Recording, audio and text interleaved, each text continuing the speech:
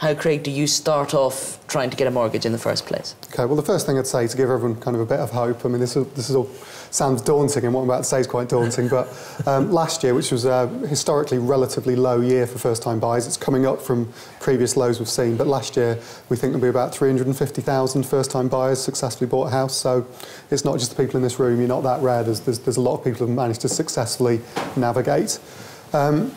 Probably the most important thing you can do is start to plan early.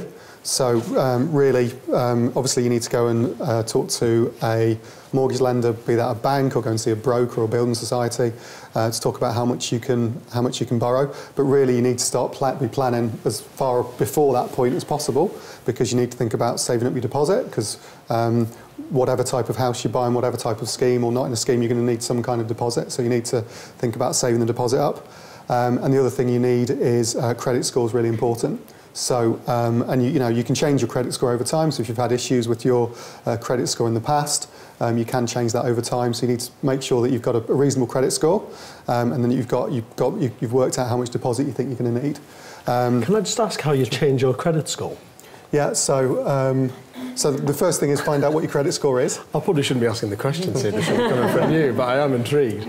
So the first thing is find out what your credit score is. There's the two biggest credit companies in the country will allow you to do it online for, I think it's about £2 or £2.50 to get a credit score. So try and work out what your credit score is. Personal circumstances, so you need to see if if you've lived in as a student, maybe with friends, and one of them's got a bad credit score, potentially you can get attached to that.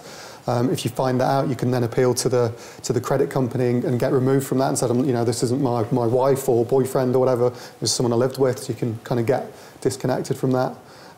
But really it's about kind of acting responsibly and being able to show a track record of borrowing reasonable amounts of money and paying it back and acting responsibly. There can be lots of problems with your credit file. I think this is one thing about you saying planning ahead, is when you think you're going to even start looking in the near future, it's just to get a copy of your report. It does cost £2. Yeah. And, hopefully it'll be absolutely fine. There'll be nothing you don't recognise on there, but I don't know the actual facts. But so many people find something, like you say, they might have flat shared somewhere, or there might be something on there, or you didn't pay a full catalogue bill. It's frightening, £2 left on there.